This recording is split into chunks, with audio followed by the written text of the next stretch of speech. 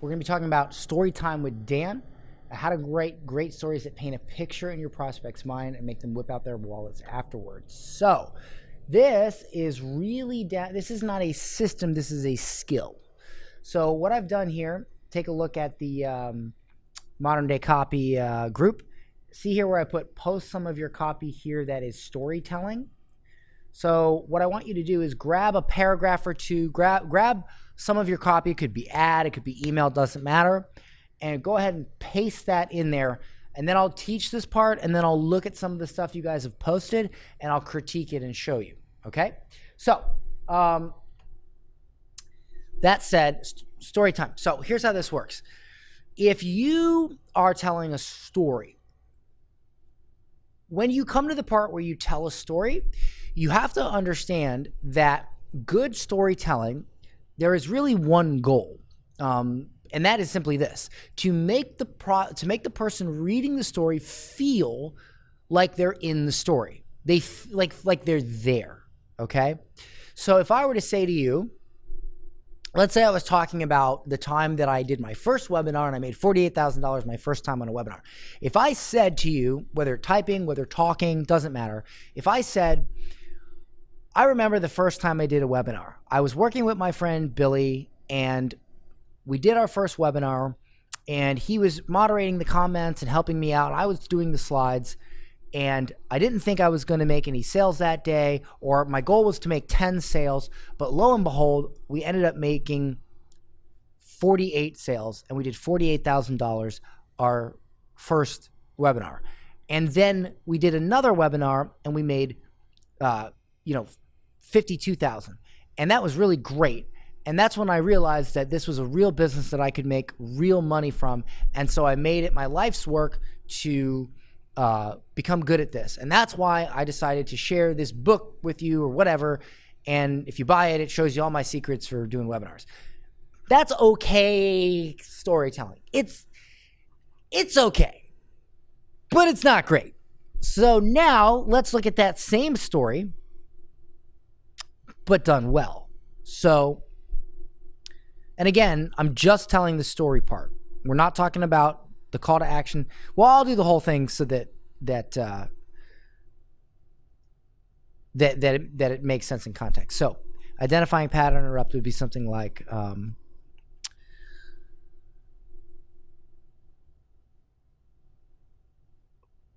I did $48,000. And again, if you can do this in an email, you can't do this on Facebook ad. So this would be for an email. I did $48,000 my first webinar and realized it was not the proper way to do things. What? I just did 48 grand, or I did 48 grand on my first webinar, but immediately found a better way. Somebody like, wait a minute, you did 48 grand your first webinar, but then you immediately found a better way. What? They got to read it now, right? All right. So now we begin the story. Now I've earned the right to take some time to paint a picture, right? Now I've earned the right to say, it was a dark, cold night. All right, so here we go. And this is off the top of my head. This happened, this is a true story, so that's why it's easy to tell, but here we go.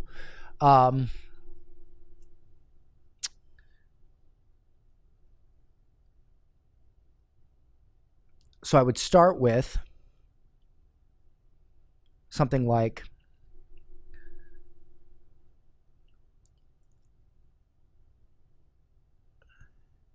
I was sweating so bad that the keys in my keyboard were sticking. It was actually kind of gross. I was so nervous about this webinar I had coming up that as I pressed the keys, they were literally wet, as if I had just gotten out of a swimming pool. I looked over at my friend Billy, who was there helping me out with comment moderation, and I could see the look in his eyes. It was that look of, does this guy really know what he's doing? He's paying me, and I'm helping him with this thing, but is he really going to make money for this? Am I really going to have a job next week? All I could do was look at my friend thinking, he doesn't have any faith. And to be quite honest with you, neither did I. My goal was to make 10 sales on this webinar. And if I made 10 sales, I would be pretty darn happy. But unfortunately, I just didn't have the faith. And so as I sat there a couple hours before the webinar, all I could do was sweat all over my keyboard. And I looked over at my phone and it said 11:59, 12, 12:01, 12:02, and it slowly counted down toward the moment of truth. And then I went live. I did my thing. I did all the things I thought would work. And it came time to end the broadcast. I clicked end broadcast and literally slipped across my seat, almost falling onto the floor, just to click and open a new browser to see how many sales we had done. And when I looked at that Stripe account, I expected to see maybe 8, 9, hopefully 10 sales. But that's not what I saw. In fact, what I saw caused my heart to drop. It felt like all the blood had rushed out of my head and spilled all over the floor like some sort of horror movie. But that was because I realized what I had actually done. As I stared at that dashboard, it didn't say 8, it didn't say 9, it didn't say 10. It said 48. That's right. I did $48,000 and I couldn't believe it. That moment, I called my father on the phone. I used to work with my dad at Pizza Hut for 7 years. And I wasn't so much excited that I made the money. I was excited that I could tell my dad. And I said, Dad, you got to come here right now. Don't ask why. Just drive down here. So he drives down. He gets there. I turn the computer around. I say, look at that number. He says, okay, it's $48,000. What am I looking at? I said, that's how much money I made in the past 2 hours. And the look on his face was so unbelievable. It was almost as if the scene I just described with blood all over the floor was actually what he was looking at. He could not believe it. We immediately went to the bar next door and celebrated. We drank beer. We smoked cigars. We celebrated. But why? It wasn't because I made $48,000. It was because I knew that if I could do it once, I could do it again, and that my life had changed forever. So we did the webinar again. A week later, we did $52,000. It was amazing, but it was also very tiring. And I realized that, yes, I could do this over and over again, but I would have no life. I had to figure out a better way. And so while I was figuring it out, I decided, you know what? I need a break. I need to study. I need to figure this out. So I made a plan. I decided I would take the replay of the last webinar we did. I'd put it in a funnel, and I would run traffic to it automated. Yeah, I won't make as much money as doing a live webinar, but I'd make some, and I'd still have some revenue coming in while I gathered my strength to do the next big live webinar. But then something strange happened. At the end of that month, when I logged into that same Stripe dashboard, it said $150,000. You see, I wasn't converting at nearly as high of a rate. I wasn't making 50 grand a day, but I was slowly trickling in sales day after day, hour after hour, in the morning, in the afternoon, at night while I was sleeping. And at the end of the month, I had made $150,000 as opposed to the 100 I made before. And I didn't have to be anywhere. I didn't have to be on a live. I didn't have to prepare. I didn't have to do anything. The money just rolled in automatically. And that's when I realized that automating a sales presentation is much more powerful than doing one live, because I can't be everywhere all at the same time. And so I made it my life's work to figure out how to be the best in the world at automating sales. And that's why I've put together this 50-minute training on exactly how I did it. If you'd like to sign up, click here, blah, blah, blah. So now you might say, well, Dan, that was really long. Well, yeah, that particular one was long. I could shorten it. I could make it longer. But the point is, I painted a picture. So if I say I was sitting down and I was nervous, No, that's not enough. But write down all the weird things that you think of when you're in certain situations. Like, I've literally had my hands sweat so much that as I was typing, they were sliding across the keyboard. I was so nervous. Like, they would slide across the keyboard and there'd be gunk. It was disgusting. There'd be gunk stuck in the keyboard. I've had to buy, but I haven't felt nervous lately because I know what I'm doing now. But, or I've literally saw something good, like that $48,000, and it was so unbelievable that I literally had the same feeling as seeing somebody get hit by a truck. Like, the blood just drained from me, and I was just like, I couldn't believe it. And I was like, what? And so by describing that feeling, you now bring them into that world. It's like they're sitting there at the table, okay? Because you're describing bodily reactions, visions. I woke up in the morning versus all I can remember is the light blasting me in the face, the sun burning my eyeballs. You see, I forgot to close the drapes the night before. It was 7 a.m. and the sun was blasting into my apartment. I meant to get 3 more hours of sleep so I could prepare for my live webinar. But that stupid mistake cost me that. Once I wake up, I can't go back to sleep. I stumbled out of bed, moving my arm like the mummy searching for my cup of coffee, versus I went and got a cup of coffee. Like, how many times have you guys woken up? For those of you that need coffee, you wake up and you kind of like, you literally move like the freaking mummy because you're like you're trying to just be like.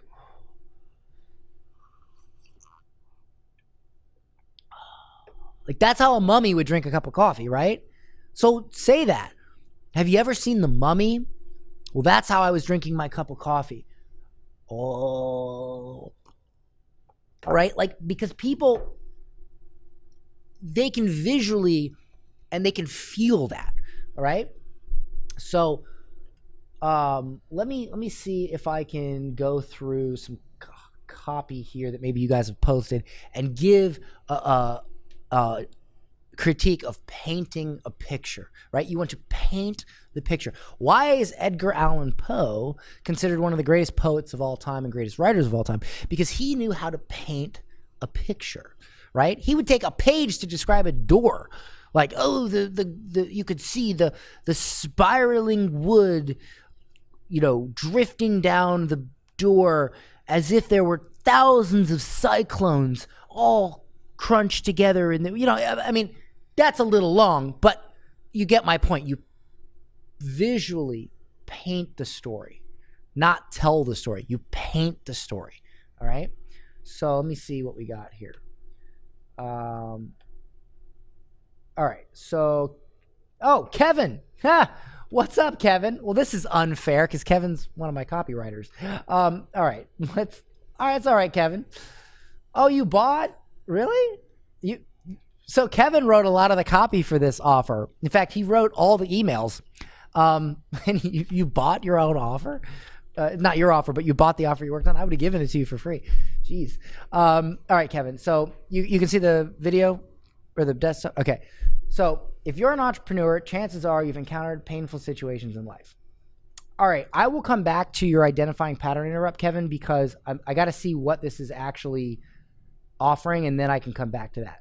So, all right. Let me tell, by the way, Gary, can you close the sun shining in my face.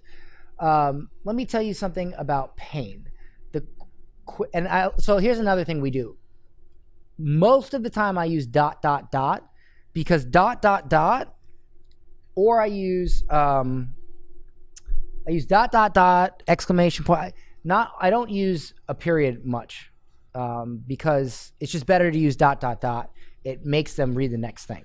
Anyway, let me tell you something about pain. The quicker you can self-soothe is directly correlated to how successful you will be in life. The quicker you can self-soothe is directly. Pay close attention to what I have to say in this email because I will show you how to quickly recover from pain and self-soothe. It was my birthday and I sat there on the couch anxiously waiting. 5:30 came, nothing. 7:30 came, nothing. So this part is good. I like this part. for this part, I might say something like, instead of it was my birthday and I sat there on the couch anxiously waiting, I might say something like,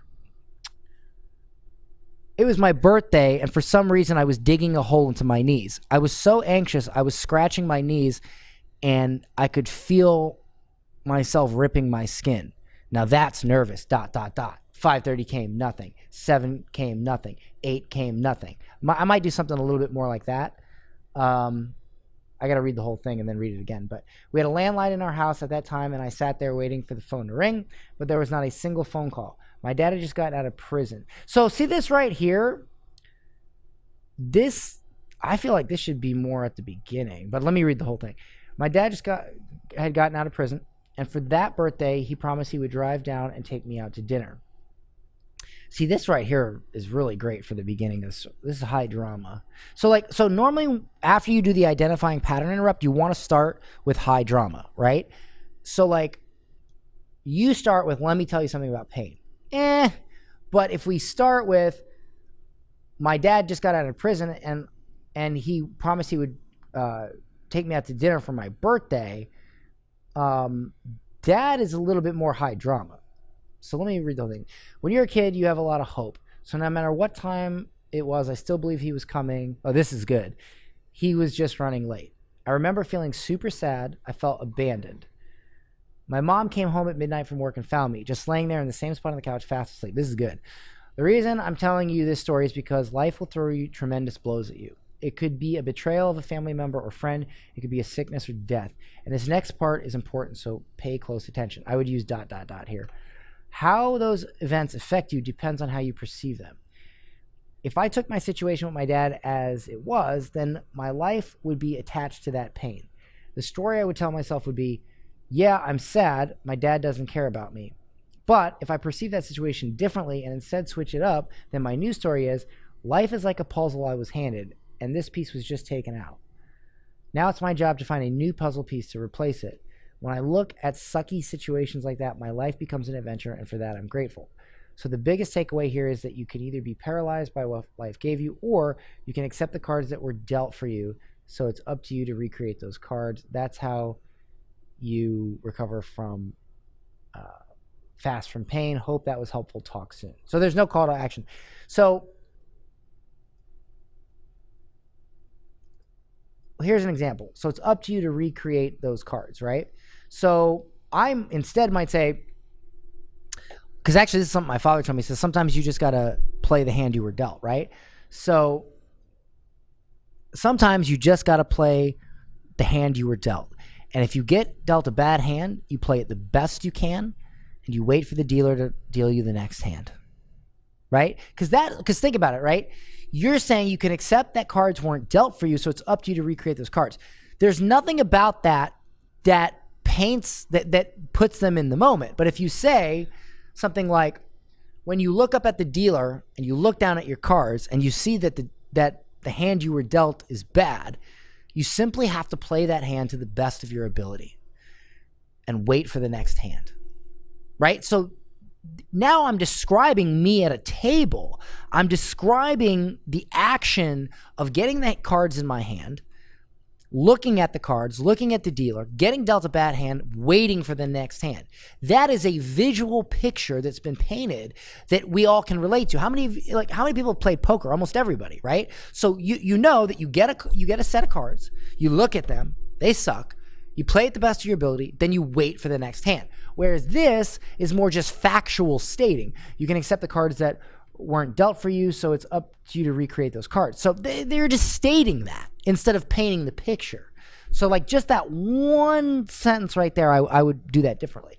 But up here, I would say something like, so like, I don't know what you're selling here, but let's say it is a personal development course for entrepreneurs.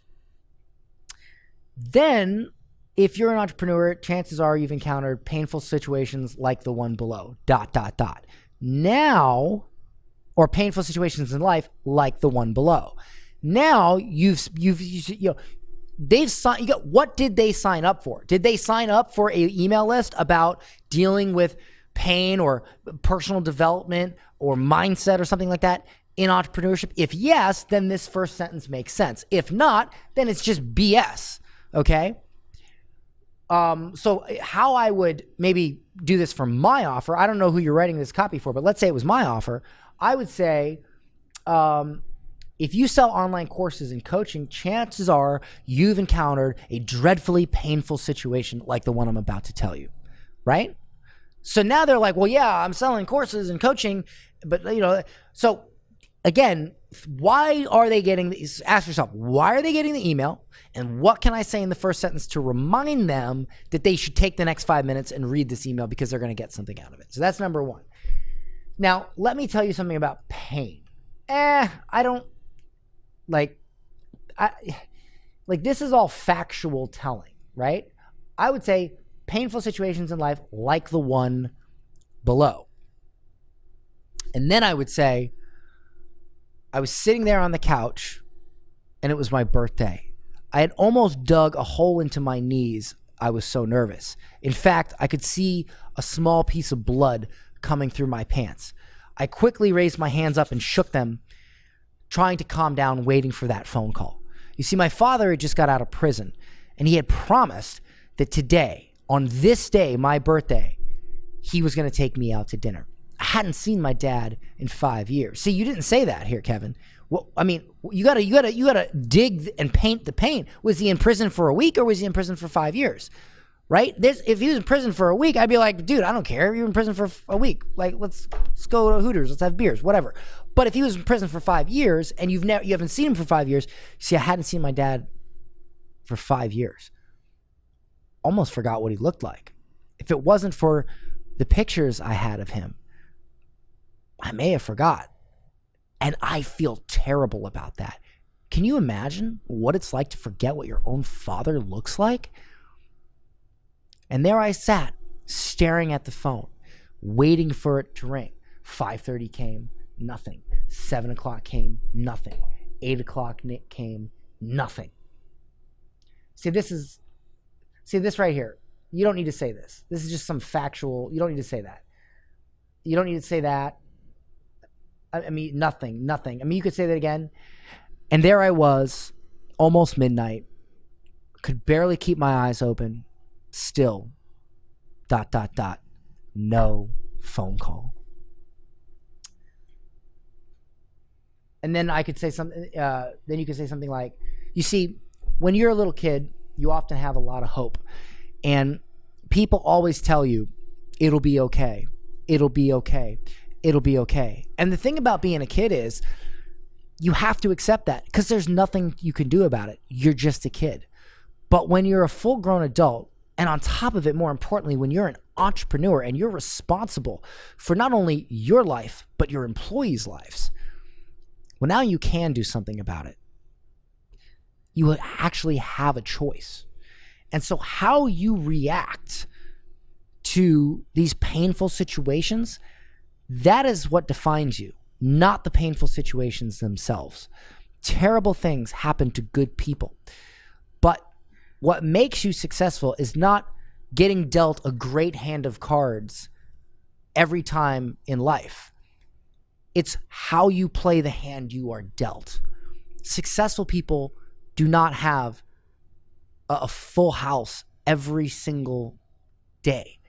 They get dealt good hands and they get dealt bad hands. What sets them apart is their ability to play the hand the best they can and move on to the next. You see what I'm saying? Like, you got to paint that picture. If you're going to talk about poker, talk about playing poker. Don't just say something about a card game real quick and then like talk about playing poker. Talk about sitting there, the dealer, smoke blowing in your face. It was kind of like the time I was at the casino and I was doing really well, and all of a sudden I got dealt a really bad deck of cards. And immediately as I looked at him, I felt the smoke from this guy's cigar blow in my face. I almost choked on it as I was looking at this terrible hand. Everything seemed great, but then it all came crashing down, especially since, I don't know, maybe at some point you had been bluffing and now you can't bluff or whatever. And so It was at that moment I had to make a decision. Do I bluff? Do I fold? What do I do? And these are the same decisions you must make in your business. You get what I'm saying? So it's good. And I like this part, right? But the story I would tell myself would be, yeah, I'm sad. My dad doesn't care about me. And I could wipe the tears away from my eyes and quickly let my... So like, let's see. Hold on, let me read the rest.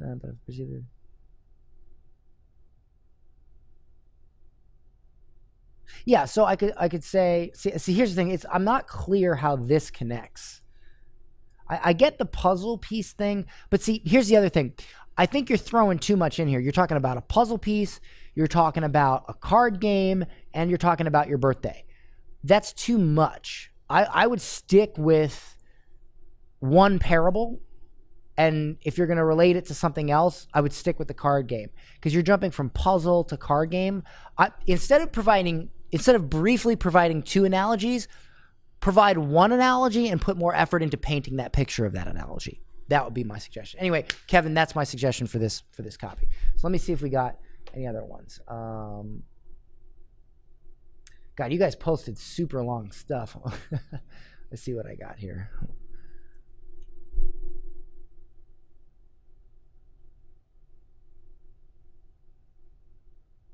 So, how 3 out-of-shape nerds in Silicon Valley are revolutionizing the way people practice yoga.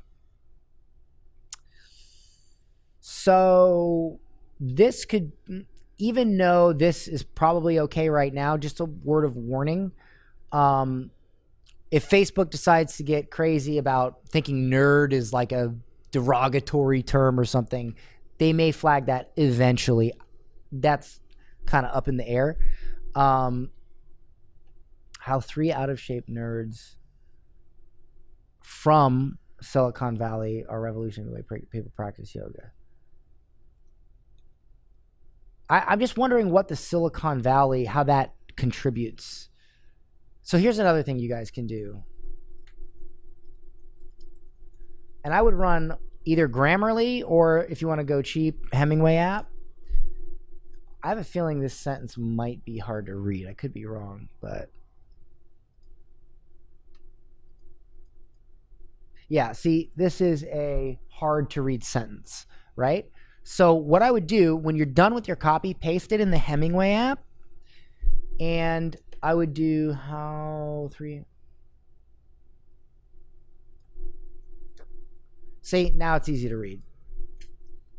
And you don't lose anything. How 3 out-of-shape nerds are revolutionizing the way people practice yoga.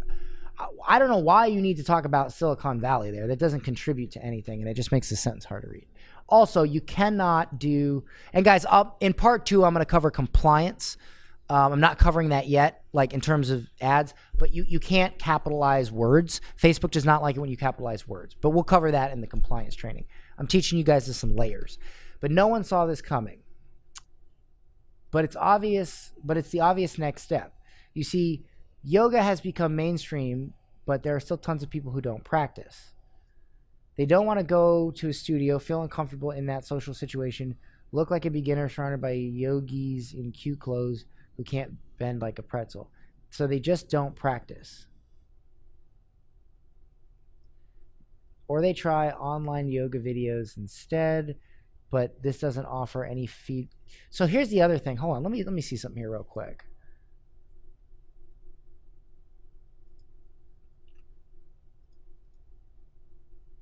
Yeah, so this is one of the problems. Your whole copy is extremely hard to read. So even if it's technically good, if it's hard to read, no one's going to read it. I can always tell hard to read copy because I'm like struggling to read it. And then it makes me not really pay attention. Like this one, they don't want to go into a studio, feel uncomfortable in that social situation. Look, it's just too much. So they don't practice, or they try online yoga videos instead, but this doesn't offer any feedback, motivation to reach goals, or correction when you are doing a posture wrong, which Slow progress can lead to injury. With my yoga teacher, we have solved these problems. We offer online one-on-one private yoga sessions with expert Indian teachers. What does this mean exactly? You download my yoga teacher app, can schedule classes when you want. So this is what I would call a direct pitch. So this is probably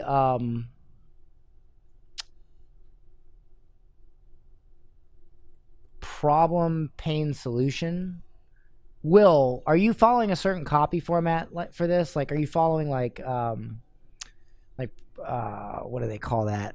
The old school thing, problem, pain, solution. Let me know if he comments. It's like a 5-minute delay. He's not gonna, yeah. So my thing is with this, there's no offer here. You're literally, the offer is your product. You're going straight to the product. So you're selling directly, right? Yeah, the problem with copy like this is you're just directly selling and you're not really giving value. Whenever I direct sell, I like to give value. So what is it? From him or yeah. So my recommendation on this copy is, first of all, we have to understand who are we going after, right? Are we going after normal everyday people who want to lose weight?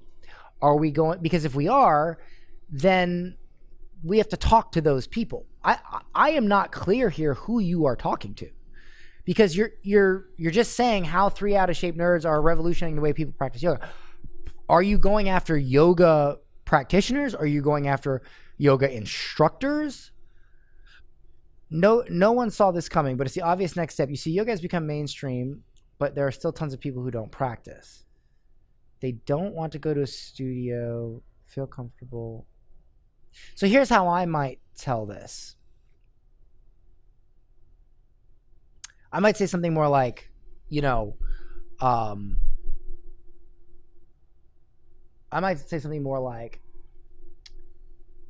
how did Mary meet her fitness goals with yoga without ever going to a yoga studio, right? And then you say,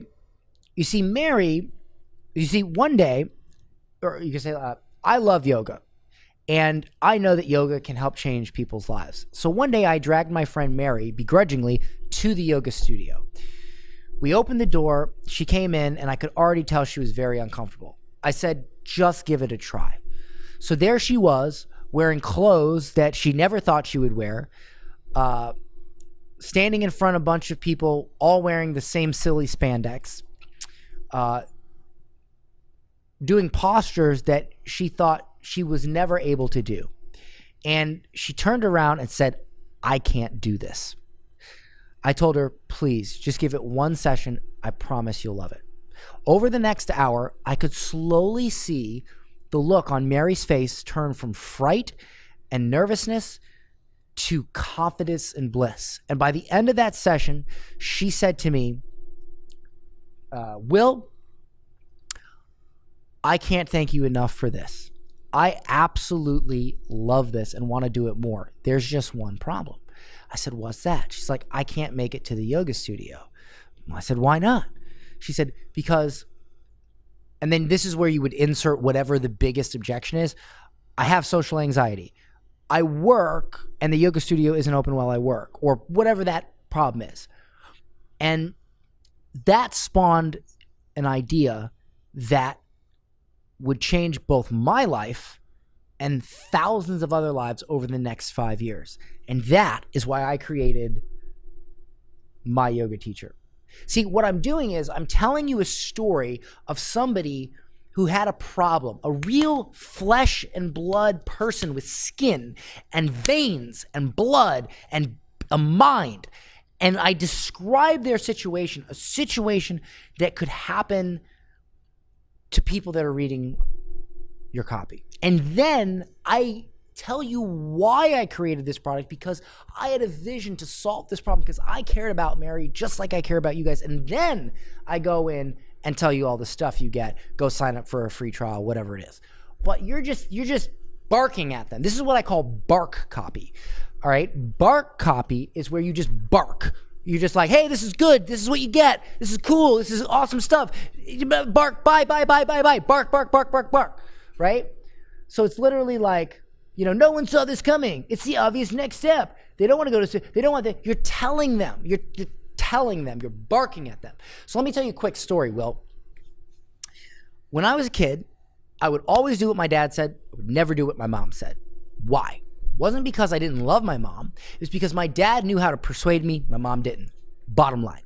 So I remember one time I was in the kitchen and I opened underneath the kitchen sink. I opened the door and I would go mess around with the chemicals in there. And my mother would come in and scream at me. She'd say, don't do that. She would tell me, she would bark at me, don't do that. And what did it make me want to do? It made me want to go under there more. And it was a huge problem. And one day my mom says to my dad, you're his father. You got to fix this. So my dad comes in. My dad says, hey, do you know Jeffrey down the street? I said, no. He says, oh, that makes sense. Well, that's because Jeffrey just died. What? A kid on my street died? Yeah. You see that? Those chemicals under there? Yeah. You see, if you touch those, they're poisonous and they can kill you. And that's what happened to Jeffrey. He went under and he played with them and it got him sick. And he was sick for a couple weeks and he died. And the sad part is the day he died, he didn't get to see his parents. His parents were actually on their way to the hospital from work. He took a turn from the worst and he died. And I went, oh. And he goes, now what do you think you should do? Do you want to be like Jeffrey? I said, no. He's like, do you think you should go under there anymore? I said, no. And I never went under there again. It's because he hit me with copy that allowed me to hear something that's not telling me, not barking at me, but by me hearing it, I came to my own conclusion that this was the path for me, that this was my decision, right? Your copy should not tell them to think a certain way. It should tell them a story or give them value that lets them come to their own conclusion that they should do that thing. That's so much more powerful. And I never did it again. Now, oddly enough, this wasn't, to be quite honest with you, I'm not saying my dad is a better parent than my mom. I'm saying that my father had an unfair advantage. You see, my father was a professional copywriter in the 1980s and wrote tons of copy for radio commercials. He was the program director at multiple radio stations, and he won 7 Addy Awards, which you get for writing amazing copy and advertising in his field of radio. So it's not that he was a better parent. He just knew great copy, and that's what got me to do what he wanted. Boom. So this is bark copy. You're telling them what to think.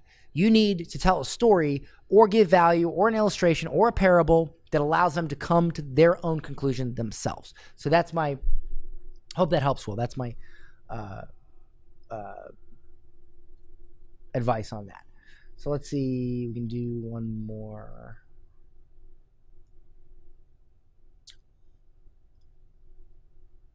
All right. So Shamika, it's the dreaded 3-letter word that every marketer, every business owner loves to hate, SEO. All right, that's potentially a good identifying pattern to interrupt. I'd have to read the rest of it and see what you're selling, but that's potentially good. Yet search engine optimization, or SEO, is one of the most important components of your online marketing toolkit. So again, I'm starting to hear bark copy, okay? You're telling him it's important. Why do I need to tell you it's important? Like, you're telling me. Why don't you tell me a story that allows me to come to that conclusion? Like, for instance, instead of search engine optimization, or SEO, is one of the most important components of your online marketing toolkit, why don't you say something like, almost every 7-figure marketer I know has a solid SEO plan. You just said the same thing, but instead of saying, hey, you listen to me, you think this way. Instead, you say, hey, here's this thing that happened. And at the end of it, they're like, I think this way because they heard, like, if I tell you there are 400 billionaires in the United States or the world, and 300 of them dropped out of college. What's more powerful? That or you don't need college? I don't think you need college. That's true. I don't think you need college at all. But if I say, you don't need college. Dude, what the hell? But if I say, did you know that out of 400 billionaires in the world, 300 dropped out of college? Guess what? Now you say to yourself, I don't need college. You said it, not me. When you say it, much more powerful. Okay? But this is why it's, I know it's a bit of a geeky subject. Again, I don't know. There's no reason to say that. That you're apologizing. Why are you apologizing? Don't apologize, okay? But why is it so important to pay attention to SEO? Can I just focus on social media and be done with it? Does SEO work in 2020 for my business? Again, this is just bleh. I mean, you're just you're asking. I mean, huh? Okay, I'll look at his in a second.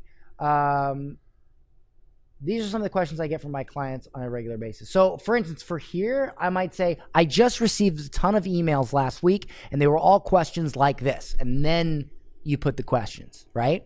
It just seems more real, you know? The reality is, with the soaring advertising costs, especially on social media, there's never been a better time for a solid... Again, you're barking. You're barking. You're telling. Whether you run an online, offline coaching, consulting, or brick and mortar business, a well thought out SEO strategy can greatly benefit your business and bring in leads, sales, and customers.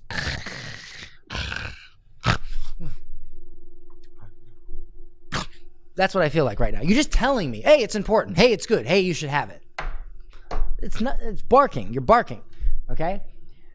So I put together a detailed guide on how SEO can impact your business. It's one of my longest posts I've done to date. I wouldn't say that, especially in a world where people have a limited attention span. I was so excited when I was writing it. My aim was to create an article around 2,000 words, but I ended up being a 4,400 word article, epic post that you will never have time to read. So you're literally telling them that. So instead of letting them get immersed in your post, you're telling them it's going to be a really big chore. So that's bad. Click here to read. In the article, I reveal some of my tricks that I use to rank for competitive keywords. And in a few weeks' time, I'm doing a case study on this very article, how I got traffic to this post. So stay tuned. I hope you enjoy reading this. Yeah, I'll be honest with you, Shamika, terrible copy, but I'm going to fix it. So listen, you want to do something more like, all right, for instance, you got to find a statistic for this. You know, something like, do you hate money? That's what let's see. Do you hate money? That's where my millionaire friend, that's what my millionaire friend John said to me last week. You see, John not only has built a 7-figure business, but he has a network of people that all own 7 to 8-figure businesses. And I was sitting down to tea with him one time when I asked him a question. I said, do I really need SEO? And that's when John said, do you hate money? He then went on to explain to me how not only does every single one of his millionaire friends have a solid SEO plan, but if you have a business and you're not at least doing something to help your search engine rankings, there's a ton of money on the table sitting in front of you that you simply aren't reaching out and getting. In fact, he told me the story of one of his friends that had $1 million company, but for some reason the owner was cheap and he didn't want to look into SEO. But when John finally convinced him, over the next year, he went from a $2 million company to a $4 million. He doubled his sales simply because he took what was already working and allowed new eyeballs to see it. New eyeballs that were searching for exactly what he was selling on Google. It was at that moment I decided to become an expert at this SEO thing. And over the next 5 years, I helped over 100 clients, whatever, blah, blah, blah, blah, blah. What I've done is I've taken a look back at those 5 years, and I've put together a case study of the top 5 things you need to do in order to instantly increase your revenue using search engine optimization. Click here to download that case study. Now, again, I've told them to care about SEO without barking at them or telling them to care. I've told them a narrative, and I've even said, why are you getting this cheat sheet? You're getting it because I spent the last 5 years going over all my successful clients and identifying the top 5 things. That is something I would download. I don't even remember what you were offering here. What are you offering? A blog post and all you could talk about was how long it was, which nobody cares about. Yeah, and a detailed guide on how SEO can impact your business. See, this, again, offer is something wrong with the damn offer, okay? Nobody cares about a detailed guide on how SEO can impact your business. Now, a case study of the top 5 things that worked for over 100 clients in multiple industries, that's a good offer. See, this is why you guys, honestly, to be honest with you, stop buying $49 offers and start buying $4,900 offers and having a coach. It doesn't have to be me. You don't have to give me money, but you need somebody to look at your stuff and fix it, not give you a system that you'll then just mess up, all right? This stuff's hard, man. You want to build a multi-million-dollar business, you need help. I got help. Everybody I know that has built a $1 million business has got help. I think he commented, did he? So Tony's, I'll go through this one real quick. What a cancer diagnosis taught me about weight loss. After hearing the doctor tell me over the phone the cancer was back, I completely lost it. That's good. How could this be? Did you write this after? I feel like he wrote this after he was watching earlier. I could be wrong. How could this be? It was only 9 months ago, laying in my hospital bed on massive amounts of pain meds, that the surgeon walked into my hospital room to tell me the good news. There were no signs of cancer in the lymph nodes, he said. And the really good news is that the likelihood of having any recurrence is less than 10%. Less than 10%. Now, those were the odds I can bank on. And do you know what I remember most about that moment? I can vividly remember the smile that showed up on my wife's face when the doctor told us, this is good. Can you find out if Tony wrote this himself?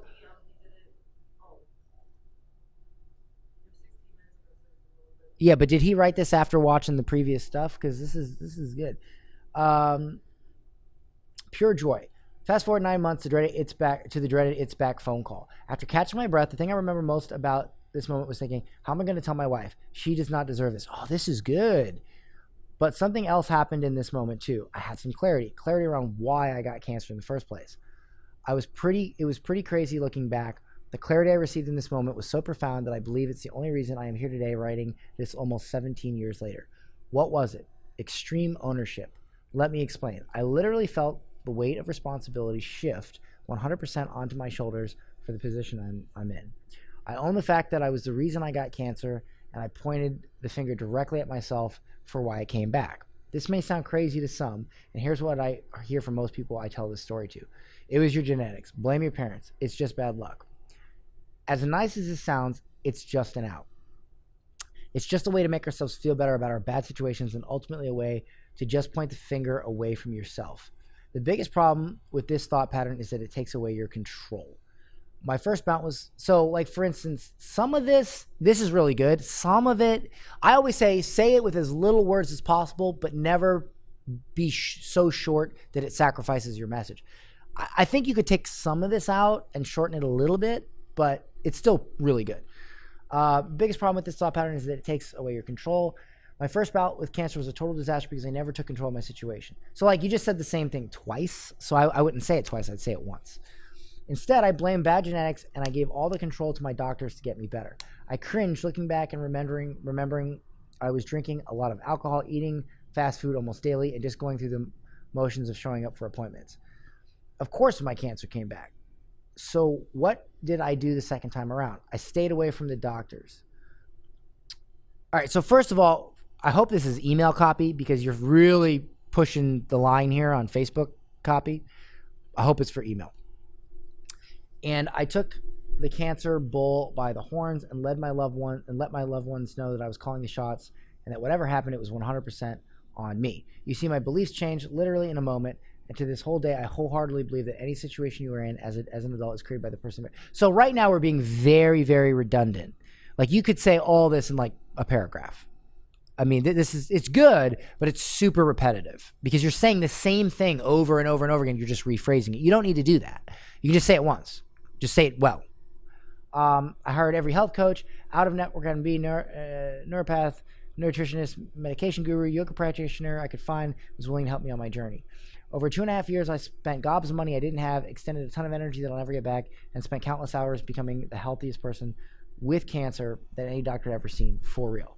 In fact, I managed my cancer that, if left untreated, was supposed to kill me in about 6 months for over 2 years before agreeing to chemo. I say this not to brag, but the point is we are all capable of way more than we ever imagined. I was able to lose 30 something of body fat, mostly belly, 30 pounds. I significantly improved my fitness, and every health marker a doctor could test was off the charts. And you know the amazing thing? That was almost 17 years ago. I like that. That was almost 17 years ago. I've been able to maintain my health, my fitness, and my body fat to less than 10% the entire time. I never counted a calorie, stayed away from traditional gyms, and I've gone all in on coaching others for 20 years for their own health, fitness, and nutrition. If you'd like to learn more about how you can do the same, I put together a free training outlining the exact methods that have served me for the last 17 years. I'm holding nothing back, and I actually tried to keep it short at only 55 minutes. You can check it out here. You can watch it right away, and I also send the link via email to view later if needed.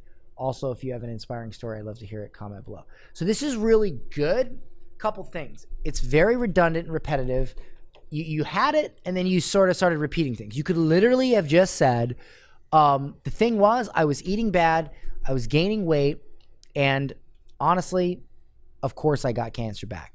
So over the next 6 months, I decided to change all my habits. And I hired every single doctor, neuropath, this, that, ever, to really study what I could do naturally to fix this. And after changing those habits, I noticed that I had lost X amount of weight. But see, if this is a Facebook ad, you can't say I lost this many pounds. You could say something like, I looked in the mirror and I looked like I did when I was 18. You remember when you were 18, strong, lean, you know, I couldn't believe it. I go back to the doctor, and I don't know if you mentioned this, did the cancer return, or did you still have the cancer? I don't know where that.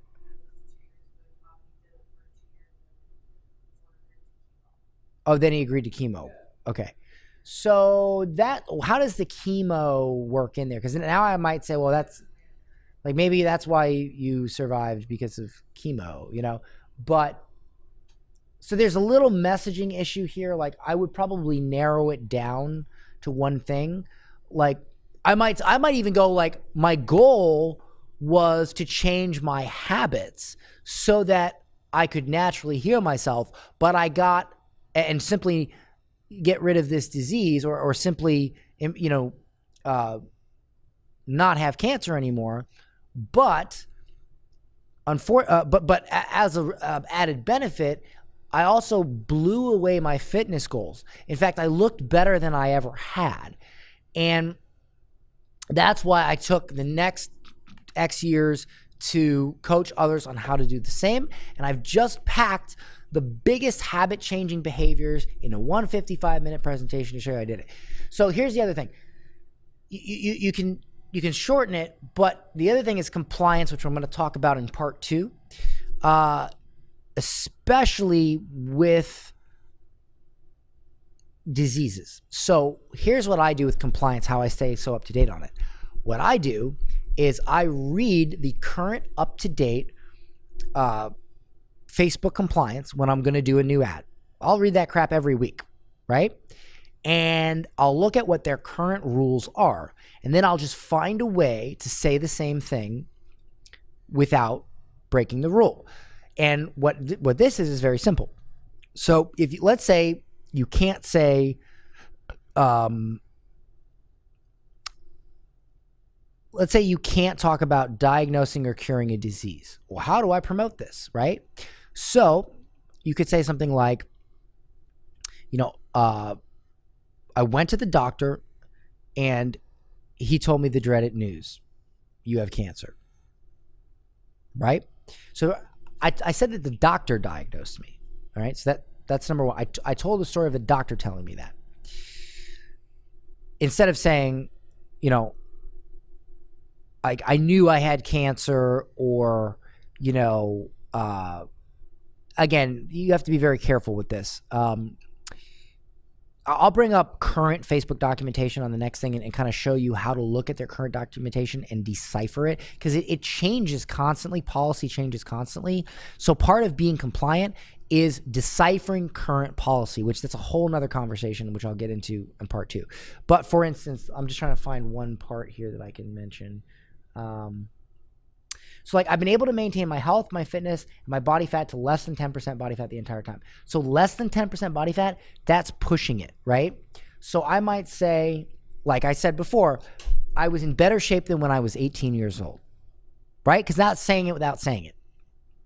Got it? I was able to lose 30 pounds of body fat. Again, I was able to have, my abs looked better than when I was 25. Okay. But this is better. I significantly improved my fitness. Every health marker I tested for was off the charts. So what I'll do is on the part 2, we'll do health. We'll do money making. We'll do some of the more edgy concepts. I'll bring up current Facebook policy and I'll show you how to decipher it. Because if I teach you today how to be compliant, I give you a fish. But if I teach you how to fish, then you'll be able to catch all the fish you want. And that's one of the keys, is you have to look at current Facebook policy and then know how to decipher it. And that's what I'm going to cover on the compliance. Because if I tell you what to say, what not to say, that might be great for today, but next month it might change. Okay, so it's better if I bring up current policy and I help you decode it. Does that make sense? So I'll have to remember this one for the compliance. All right. Anyway, so that right there, guys, is story time with Dan. All right. So to sum this up, what you want to do is when you say something, you want to paint a picture. Okay. You want to paint a picture and not just state it. Think of how you would describe it. Close your eyes. Think back to that moment. Take a breath and think about how you would describe being in that moment. And also, do not tell people. Do not bark. Tell people a story that leads them to the conclusion that you want them to have.